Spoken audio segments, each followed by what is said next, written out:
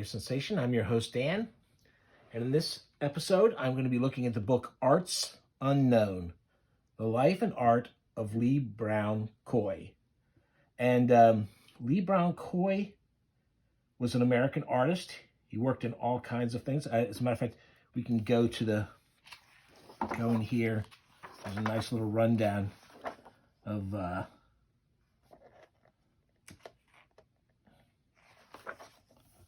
different things he worked in. Oh, darn, I thought it was right at the beginning. Okay, I'm not going to, I guess I won't put that right away. When I come to it, I'll come to it. He did all kinds of work. He was a self-taught artist. I believe he tried to go to school, but he got an incomplete education, as I understand it. His work looks very folk art, and he worked in wood. He did all kinds of sculpturing. And so, he wasn't just doing the artwork that I mostly knew him for.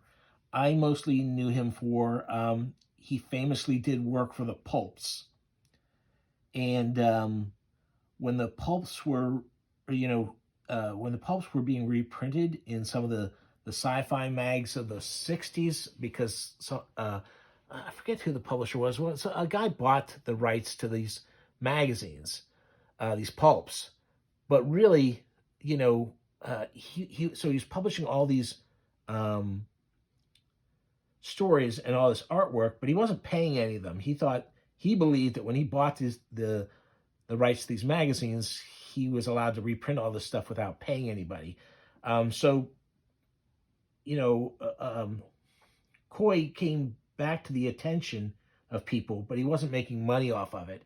And so Arkham House, who were famously bringing Lovecraft back into the consciousness of people, throughout the 50s and 60s and such, with their reprints.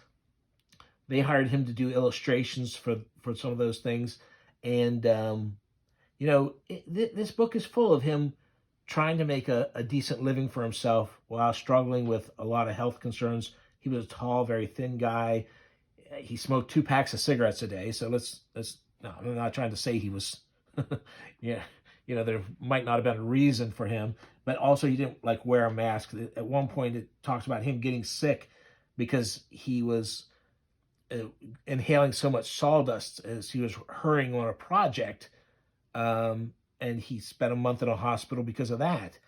And that's something that he could have somewhat prevented, not passing judgment, but, and the author certainly doesn't. The author at no point blames any of this or even makes that sound that way, but he does record it. And then I kind of feel like, oh, please, why, take care of yourself, people.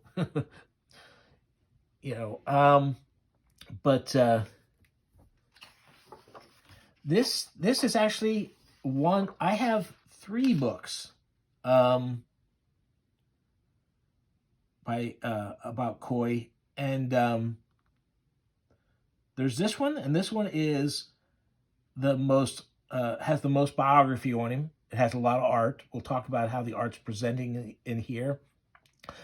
I have a book from Feral House, which basically collects all of that later work that he was hired to do, how he supported himself in his later years, doing work for small reprint houses, or even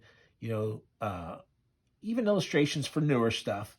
That stuff is all collected into a book that Feral House put out. Feral House is a great publisher. That shouldn't be too hard to track down, and this one's not too hard to track down either. But I also have a huge book, this giant, oversized coffee table book.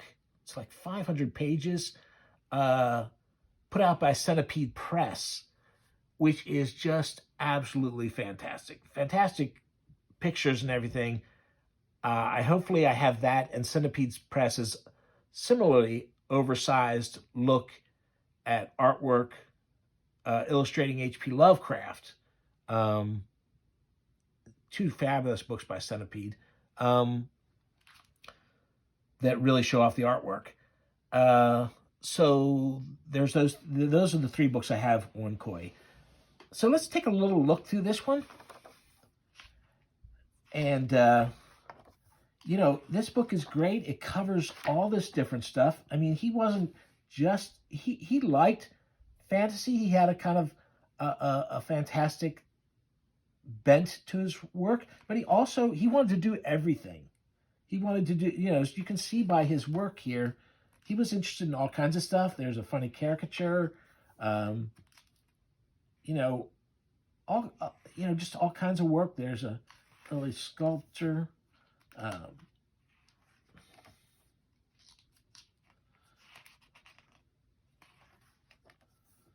All this really beautiful, beautiful stuff. A lot of this is scratch board, as they call it, an art technique, and it makes it really. It has a really unique style to the look.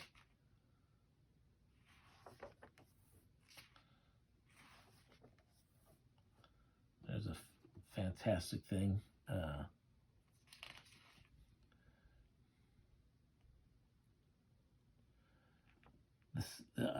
These are illustrations for a book called The Seventh Ogre.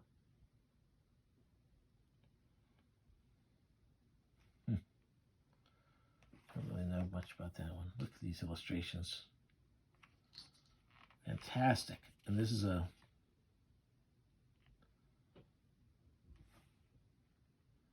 great, you see all these great, he's already got all these great illustrations here. There he is doing a mural painting. Different studies of people. Syracuse sketches. I'm going to go through these a little quicker. I want to get to some of the images you might be familiar with already. If you're like me and mostly knowing from the, look at that cool little monster there. And here's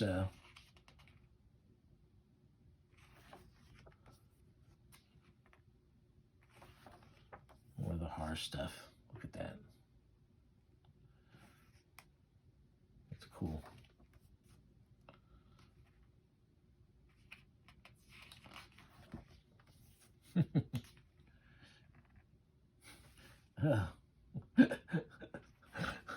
Fun stuff. There's another weird tale illustration. The Occupant of the Crypt.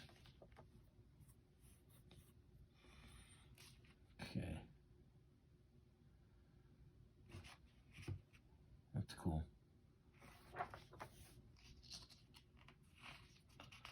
Drawing with razors.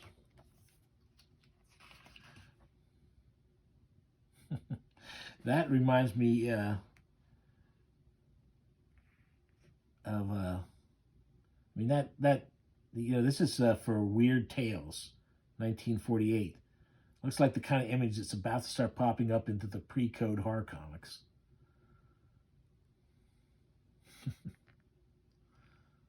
Yeah, that cover is great. Well, a lot of great, man, that color is great on these.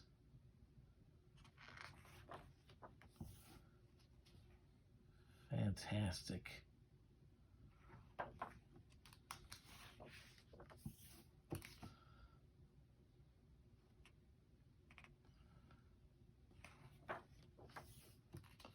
Weirdisms.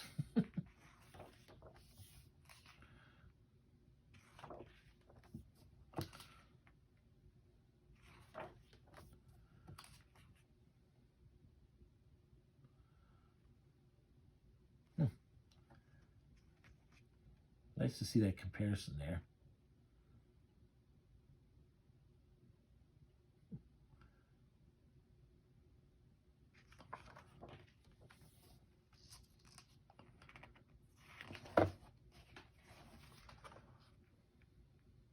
What's the second?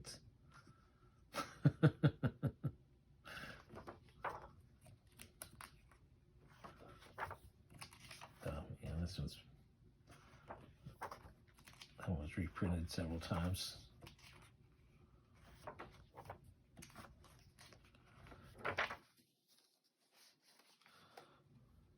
Like I said, it's a very interesting look at his. See,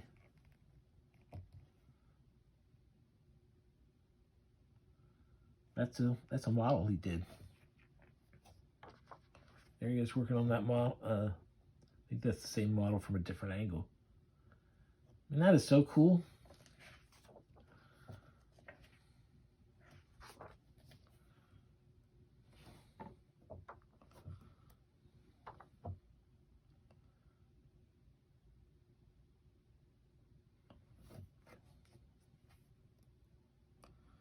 Stuff. Oh yeah, and this is some of the first things that, you know, these covers for Arkham House.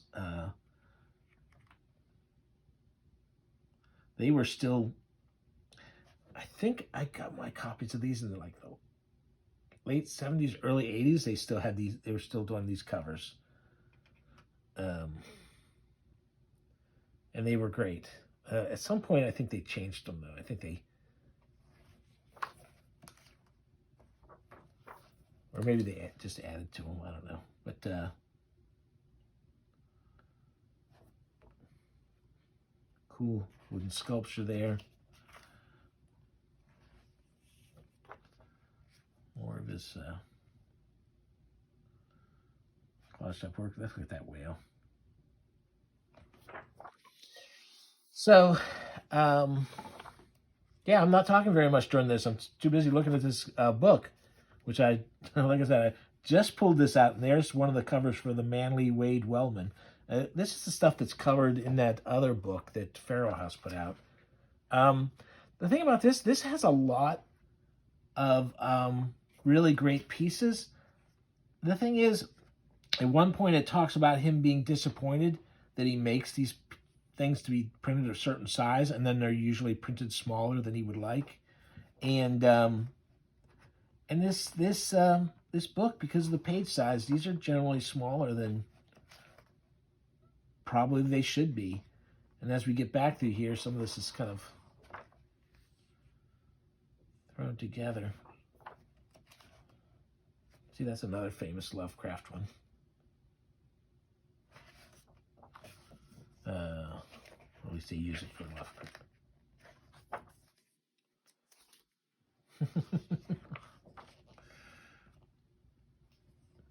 So anyway, like I said, it's a very interesting book. If the main interest for you is the art, there's plenty of art in here. I wish it was a larger size. I wish the pictures were bigger. Like maybe some of these had an entire page to themselves, some of these images. You do get that in the Farrow House book. The Farrow House book does not have a lot of the earlier stuff. The book, the real book is the Centipede Press one. Like I said, it's a huge oversized art book.